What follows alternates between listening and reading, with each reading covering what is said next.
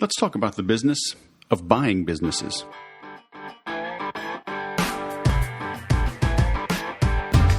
Hello, my friend, and welcome to the Sales Podcast. I'm Wes Schaefer, the Sales Whisperer, your host. Today, we have a lovely chat from across the pond. His name is Carl Allen. This guy gets into the business of buying and selling businesses. And he makes it look easy, and the way he laid things out, it is kind of easy. I actually did a little experiment. We'll talk about it at the end. You'll hear as we wrap things up, and it is working out quite well. He was pretty accurate in his prediction of what would happen when I put it out to my network that I am interested in buying a business.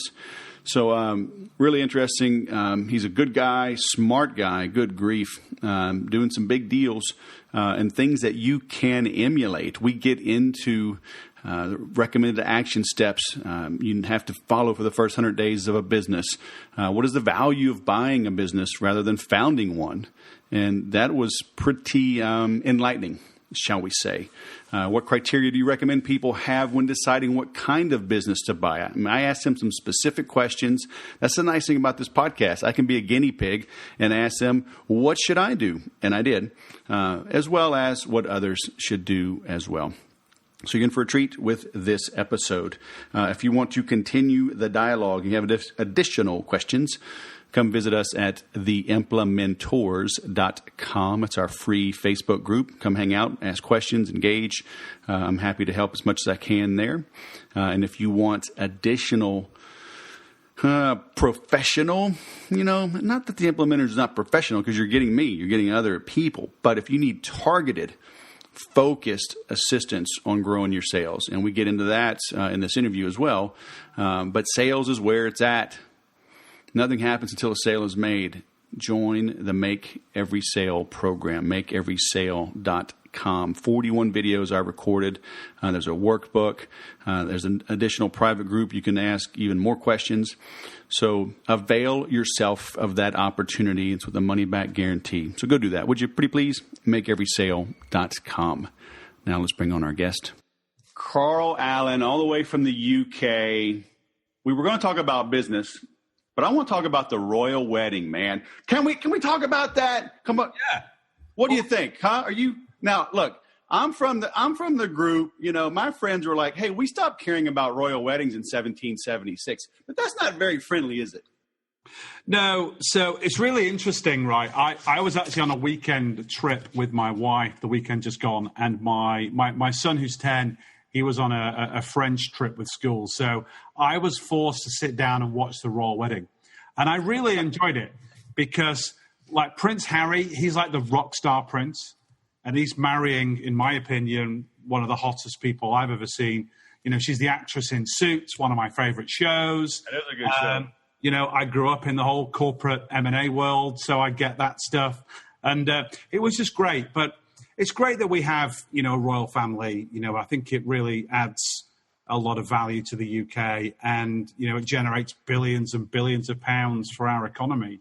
People love, I thought that was Dale Earnhardt Jr. That was actually Prince Harry? Prince Harry, yeah.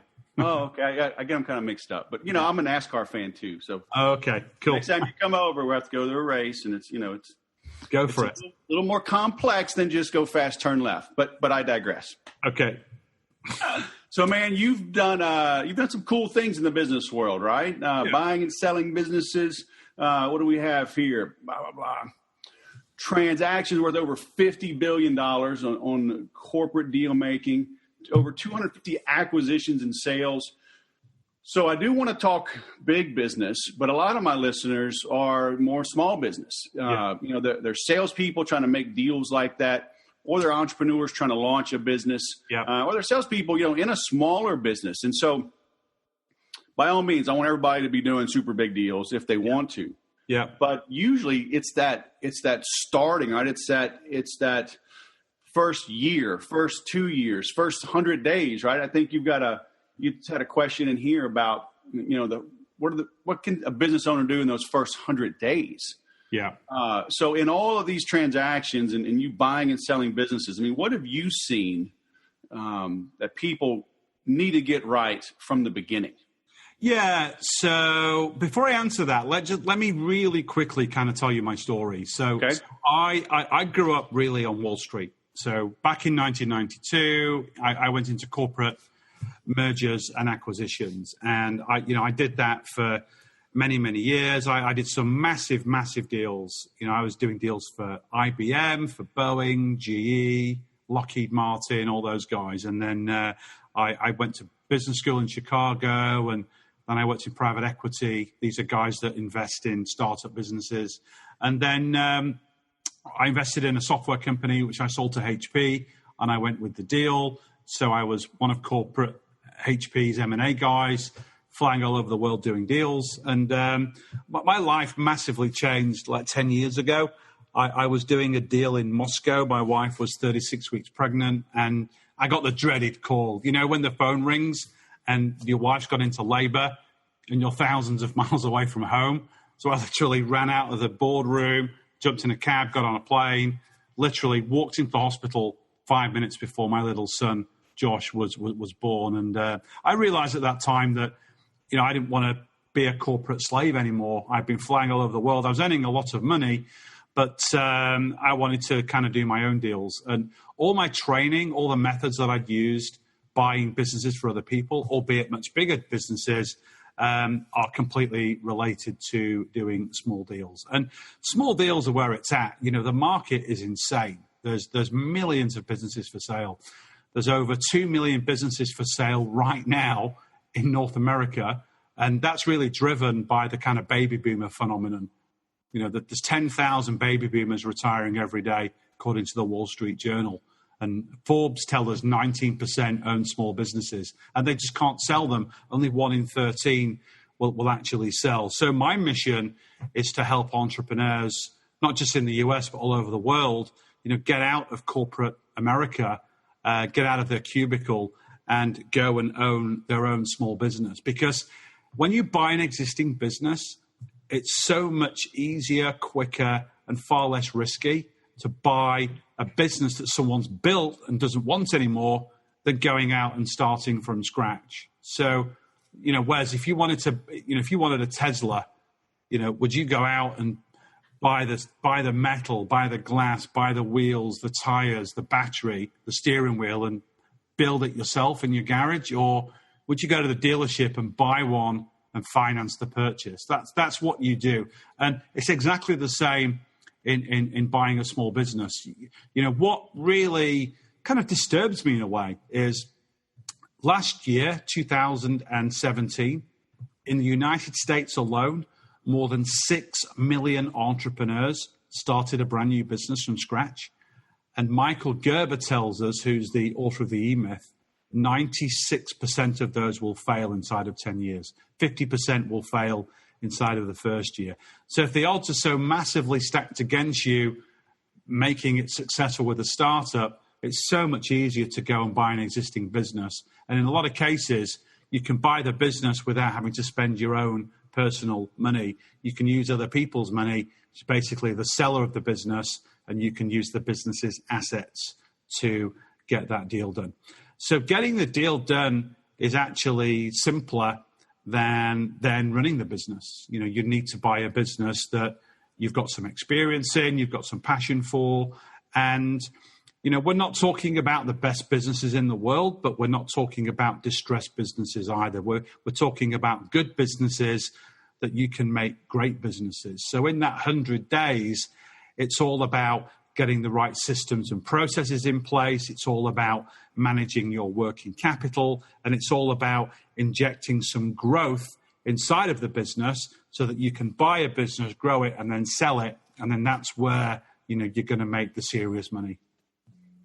Yeah, I've known a couple of business brokers here where I live. We were talking before we hit record, and, this Temecula Valley, there's over 200,000 people right here. And within, 20 miles, there's 1 million people.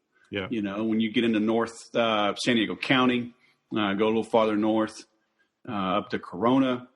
And like I said, I've known some business brokers, but I've never spoken with them in too much detail. I get some of their emails.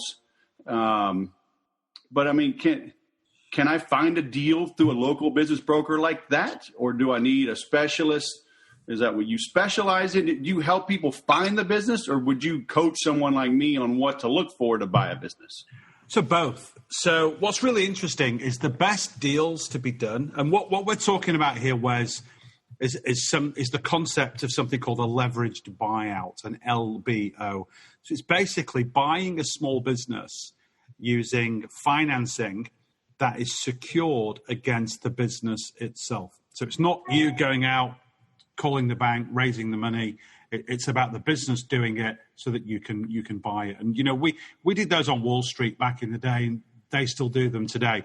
Now, the best deals to do are deals what we call off-market. So these are businesses that you find without going to brokers. Brokers really don't have a good reputation. You can go to bizbuysell.com, which is an online website. It aggregates a lot of the smaller brokers in the country. There's probably 100,000 businesses for sale on there alone. And you can say, hey, I want to buy a web design agency within 25 miles of La Jolla, California, and it will show you the listings. And, you can click, you'll get the information, and you can go meet them, start making offers. But brokers are trained really to sell businesses to competitors because the seller's going to get more money than you would typically be able to offer through a leverage buyout. So competitors will pay more for a business because they have leverage. They're able to cross-sell products and services between their existing business and the business that they want to buy, and they're able to bring the two things together and take out cost, which are called deal synergies. And, we can't offer that as individual buyers. I do that a lot in my existing businesses. So I own whole or part of 17 different companies, and we're doing bolt-on acquisitions all the time. So we are trade buyers. But generally, when you're doing your first deal, you want to find a business that is a good business, but the seller has got some form of distress. So for whatever reason, they're keen to exit the business. They could be sick. They could be burnt out. They could be frustrated, run out of ideas. They want to retire. And because there's not a lot of buyers for those types of businesses, then you can structure those deals, in an LBO way, in a creative way, so that you don't necessarily have to invest your own money to actually take ownership. Why aren't there buyers for those types of businesses? If it's a good business, but it's the seller who's personally in distress, yeah, it seemed like that'd be the ideal business to buy. So we target businesses typically between kind of $1 and $3 million in revenues. That's our kind of sweet spot. That actually makes up the bulk of the market. Now, in reality, the only people that are really going to do those deals are generally individuals for two reasons. The first one is that, if you're a $25, $30 million business, it takes the same amount of time for you to buy a $10 million business than it does for you to buy a $2 million business. So you're going to do the bigger deals. So no one's there, trade buyers or investors, they're not going to come in and do those small deals. And the other problem, and this is really interesting, is that 80% of small business owners, they actually won't list their business for sale because they don't want competitors kind of swarming around the business and, making noises. If they list their business for sale, customers find out, employees find out, they start to get nervous and anxious, and that can affect the performance of the business going forward. And trade buyers can be ruthless. They can rip the business apart. They can relocate it. They can get rid of employees. And a lot of small business owners, they don't want that. They've built a business with loyal people. They value their legacy, their brand, their culture. They want that to be retained. They want that to go to the next level in the future ownership. So they would rather sell to somebody like us than to sell to a competitor. But the biggest problem is, entrepreneurs, it's like a cool thing just to go out and start a new co. They don't have the skills or the process to go through the acquisition of a small business. So that's the big problem in the market that I set out to solve about 2.5 years ago. When I left HP in 2008, after my son was born, I started buying and flipping my own businesses. And then about 2.5 years ago, I was getting calls and emails every day from people saying, hey, you've got to teach this stuff. You need to share this proprietary system that you've developed over all these years for doing these types of deals. And you've got to make it so that anybody with some basic business experience, can do it.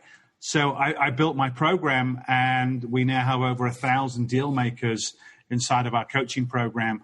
We're partnering with some of them.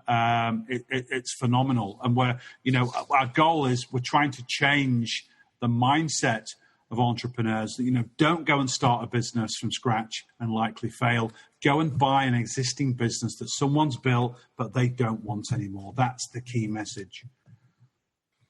I want to buy a business that has a corporate jet.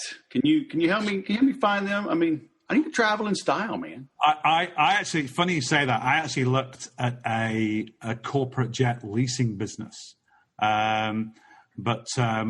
Great business, distressed seller. But when I went to see it, was in Florida, and we got into the numbers, 2/3 of the income was cash. So you had these kind of rich people going up, throwing $1,000 wads of money to the seller, and he was just pocketing that money. It wasn't going through the books.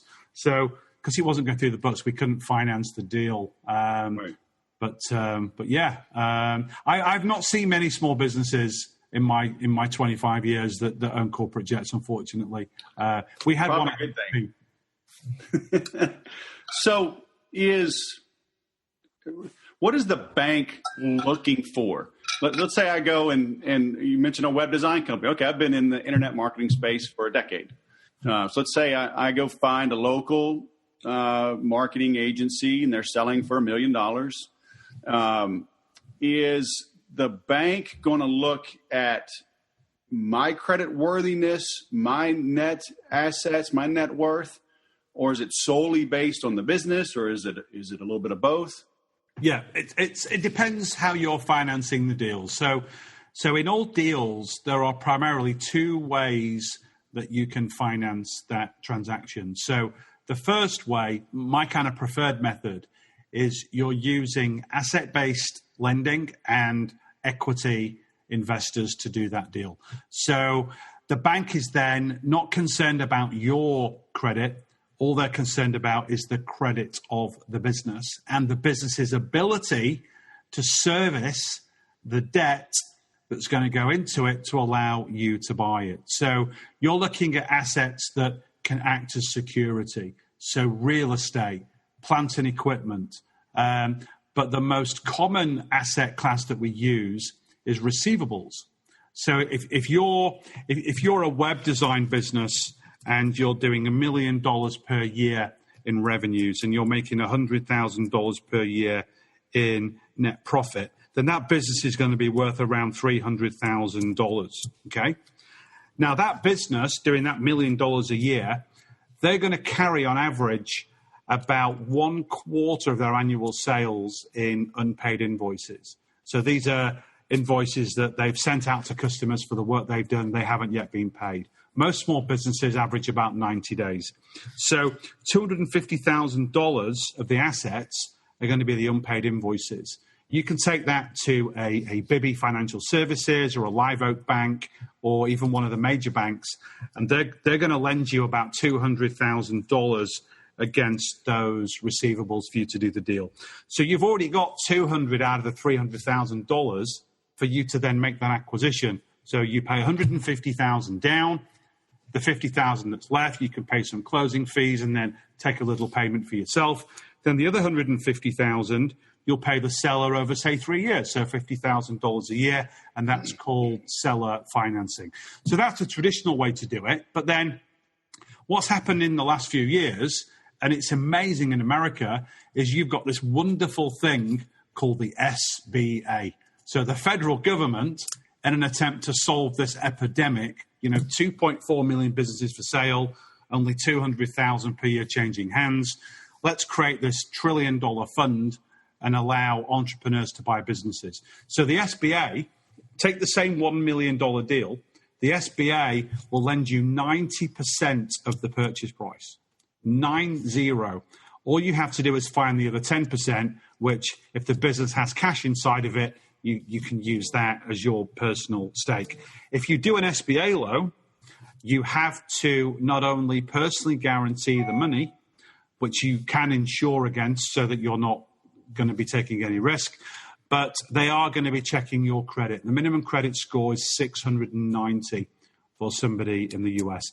Canada's got its own version, and we're rolling out something very similar in the UK. But personally, I'd rather use the seller finance. I'd rather pay 50% down, 50% in the future. In some deals, you can pay it all in the future. You don't have to pay any closing payment. If the seller's that keen to leave, they're happy to take their money over time, because it's like them leaving the business, not having to get up in the morning, but they're still getting paid what they were getting paid when they were running the thing. So, those are the kind of things that we do. So I guess the key is, how the heck do you find those businesses? Yeah, so there's multiple methods that we teach inside of our coaching program. I'll give you kind of the top four. So the first one is we leverage a lot of social media.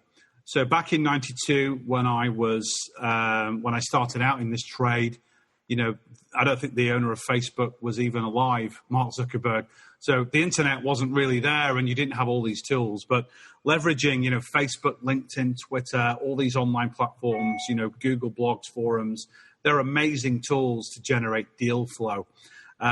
We also do a lot of work inside of networking. So, reaching out to your network. And what's interesting is, I told you before that only 20% of business sellers will list a business for sale. The other 80%, they're going to tell 4 people when they're ready to sell: their spouse, their lawyer, their CPA, and their bank. So if you're networking with CPAs, lawyers, and banks and financiers in your local area, they're going to have access to a lot of deals which have not yet been listed. We also do a lot of coaching around going to events. So particularly, this is great, particularly for people in sales that are going to networking events and trade shows. We show you how you can research who's going to be attending, do a little bit of research on each of the businesses, then you can go and strike up a conversation. So let's say, Wes, you owned a business, you were going to the San Diego Business Forum or whatever it was. I was going to that event and I wanted to buy your business. I'd know everything about you and your company before I bump into you, and then I can have a quick conversation with you to build rapport, and that's going to blow you away. And then we're going to have a follow-up conversation, and I'm going to buy your business. We also teach now, as well. Okay, walk me through that. I mean, would you say, so let's say I'm going to a trade show, and I go to trade shows, and I mean, would you get some insight that maybe I want to sell, or you're just like, hey, I like the Sales Whisperer name, I can do something with that, and just come up and say, hey, I've researched you, I've studied your podcast, I've read your books, I want to buy your business? I mean, would you just hit me cold? Similarly, not quite, but almost. So what we will do is I'll walk up to you and I'll look at your name badge and we'll start to have a conversation. I'll say, hey, Wes, so you're the Sales Whisperer. I love your business because it does A, B, C, and I'm really, I think you're a great guy because you went to this college or you support this team. I'll look at you on Facebook. I'll find out things about you that I can use in that conversation. That's all about building rapport, stage one. So stage two, then I'll say, hey, can you give me some advice? I want to buy a business just like yours. In fact, hey, I'd love to buy your business if it's for sale. So then you're going to react in two ways. You're either going to say, well, actually, I've actually been thinking about this for a while now. I'd be prepared to have a conversation with you. Probably not now because we're at a trade show, but here's my card. Let's have a call next week or come down and meet me. We'll have a coffee and let's talk about it. Or if you're like, there's no way I want to sell my business, then you're going to feel compelled through the rapport we just built to maybe give me leads and names of people that you know. You might say, hey, I'm not interested. I don't want to sell. But you know what? My buddy, Jeff, down the road, he owns a similar agency. He's getting a little bit tired, or his wife's got sick, or he's approaching retirement. He'd be ready to kind of exit.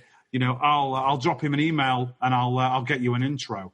So it's having those types of conversations, and that's just one strategy that we use. Sure. We do a lot of stuff with LinkedIn as well.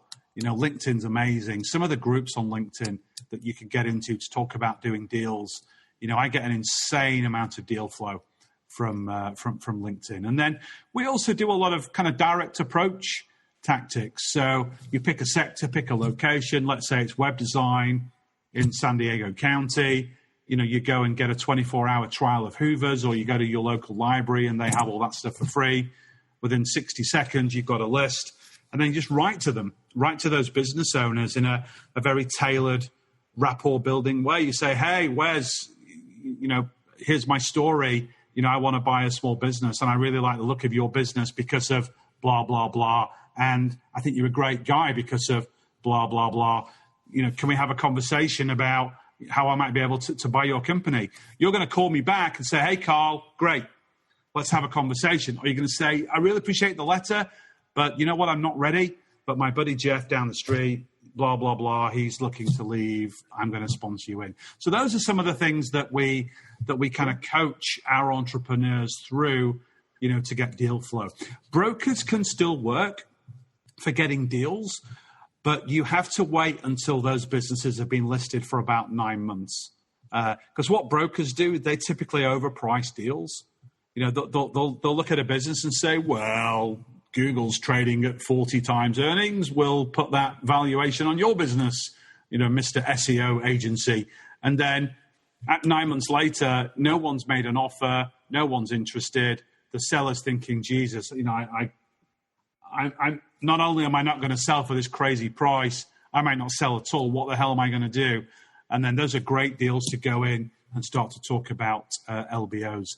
According to Biz Buy Sell, who's the big online broker, the average multiple of profit that businesses sold for in 2017 was 1.94x. So when you go to Biz Buy Sell and you look at some of the deals and they're priced at 5, 6, even 10 times earnings, they're never going to sell. Never in a million years. It's so funny. Those are the types of deals that in time we go and we buy for 2 to 3 times. And it's 1.94x of earnings, right? Not gross sales. No, 1.94x of earnings. And there's 3 ways to classify that. The common global tool is called EBITDA, which is earnings before interest, tax, depreciation, and amortization. But more commonly in the US, it's free cash flow, or SDE, which stands for seller's discretionary earnings. So how much cash flow has stuck to the business after all revenues have come in and all expenses have come out? So you're buying on a multiple of that. Yeah. So would you ever recommend, or is it advisable, so I'm in sales, marketing, that type of world. Should I stay away from buying a Jiffy Lube, a auto mechanic shop, or might it just be an overwhelming good deal? And if I can keep management in place and blah, blah, blah, put some brains behind it and it's good?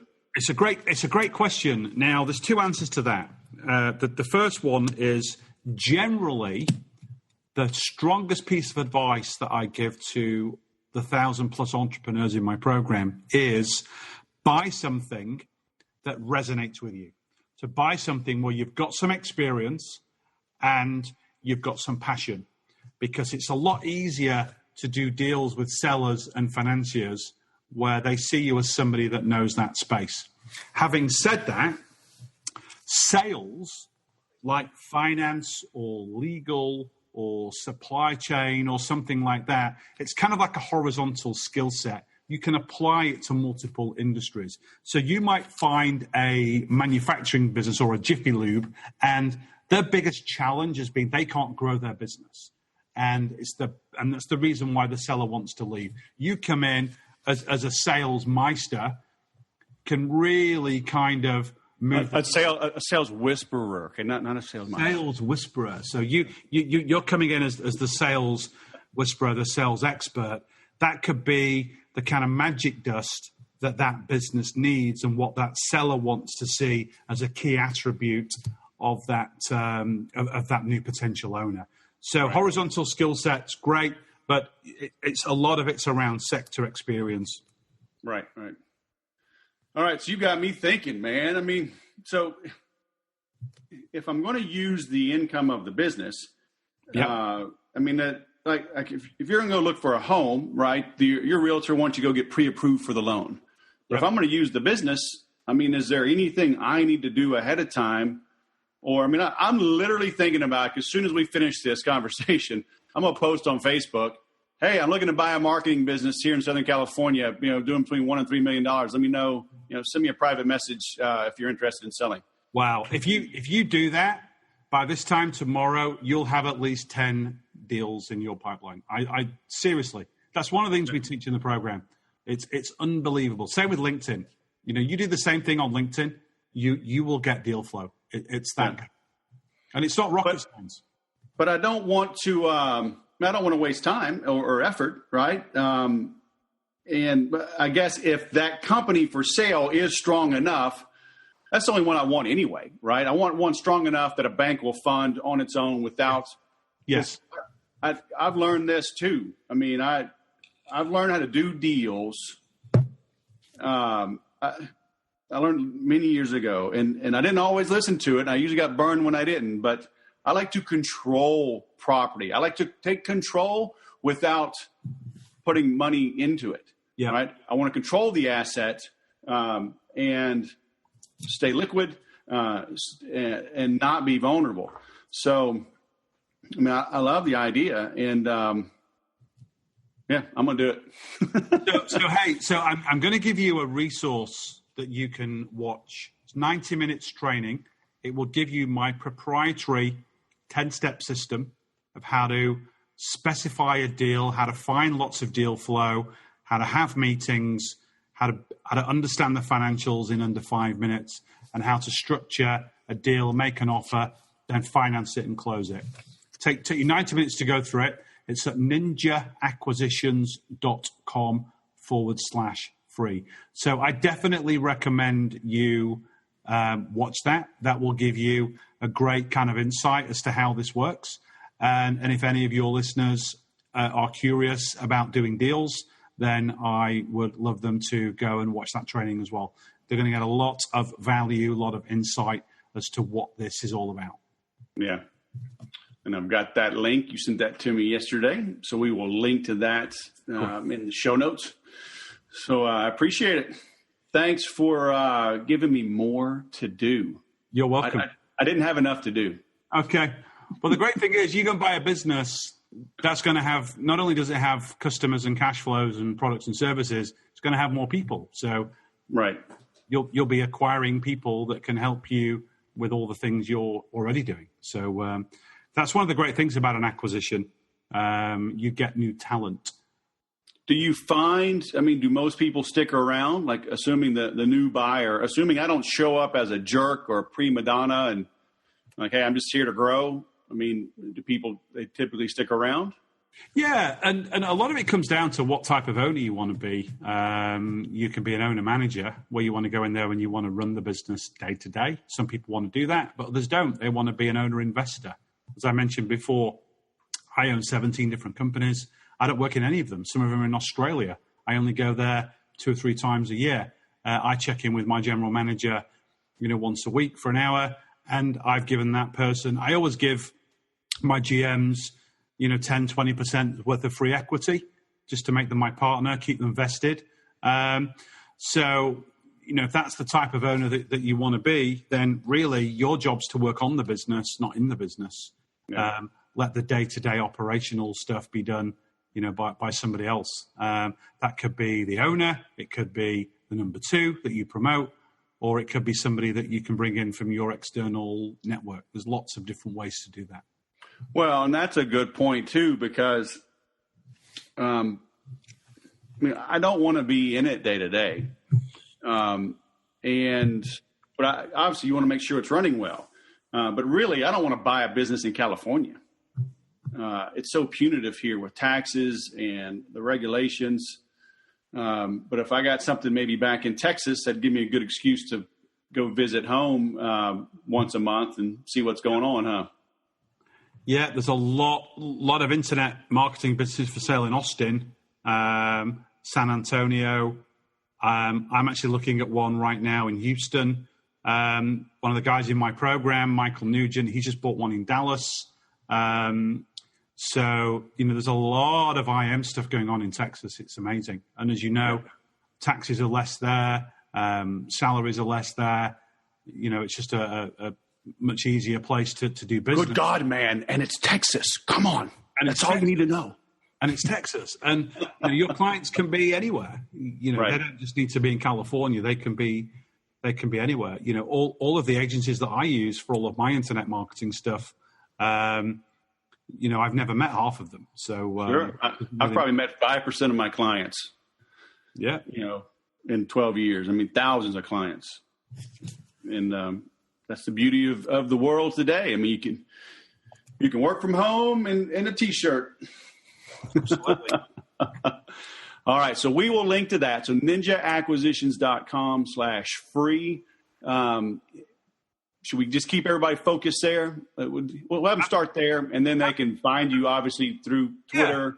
Yeah, absolutely. Skype, LinkedIn, everything else. Yeah, because it's all about indoctrination to this as a way of life, as a way of doing business. It's the same for people that own existing businesses. If you own $1 million a year business right now, and you're finding it pretty hard to grow and scale organically, customer by customer, you can double your sales overnight just by buying a competitor or buying another business that's complementary. Well, all the big guys do it all the time, right? I mean, Apple probably buys a company a day. It seems like, if you really peel it back. Yeah. Little bitty ones probably almost one a day. Certainly, they're buying big companies every single month. Hell, Dell bought EMC. I mean, I think EMC was bigger than they were, weren't they? Or it was. And the interesting thing about Dell, Dell was a leveraged buyout. So it was a public company, of course. Michael Dell founded it. One of the 1 in 25 businesses that do survive. And then, he owned, I think, 19% at the time.